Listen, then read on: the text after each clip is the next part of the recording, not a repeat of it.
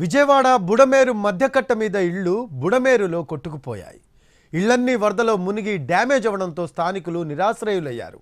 జ్వరం వస్తే టాబ్లెట్లు కొనుక్కోవడానికి కూడా అరువు తెచ్చుకునే పరిస్థితి ఏర్పడింది అంటున్నారు అక్కడి బాధితులు. దీనికి సంబంధించిన మోర్ అప్డేట్స్ మా కరెస్పాండెంట్ రామ్ అందిస్తారు. నగర్లో ఇప్పుడైతే మాత్రం పరిస్థితులు చూస్తే రోడ్లన్నీ బురద పట్టిపోయి మురికి పట్టిపోయి ఉన్నాయి.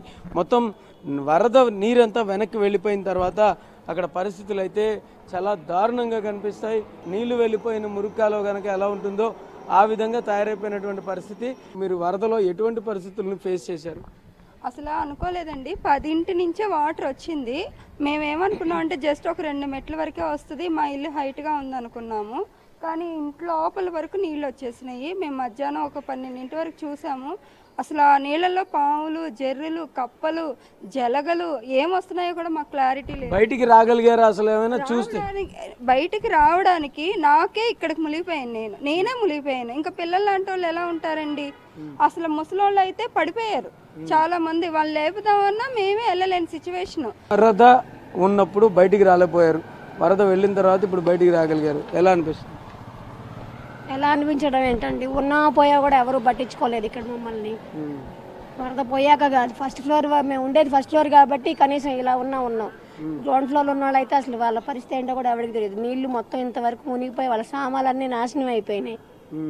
ఇప్పుడే జస్ట్ కొంచెం వాటర్ వెళ్ళి ఈ 4 రోజుల నుంచి అయితే కనీసం ఈ లోపలికి వచ్చి మెయిన్ రోడ్డు మీద పెట్టుకుని వెళ్ళిపోయారు తప్పితే ఫుడ్ ఈ లోపల దాకా వచ్చి మంచినీళ్ళు ఇచ్చిన వాళ్ళు కానీ ఫుడ్ ఇచ్చిన వాళ్ళు కానీ ఎవ్వరు ఏమి చేయలే. సప్లై అయితే చేశారు కానీ అది అందరికీ అందలేదు. ఓన్లీ మెయిన్ రోడ్ల మీద ఉన్నంత వరకు వాళ్ళు ఇచ్చేసి వెళ్ళిపోయారు తప్పితే ఇలా సందుల్లో ఉన్న వాళ్ళకి ఒక్కరికి కూడా ఫుడ్ కానీ ఐటమ్స్ ఏమీ అందలా.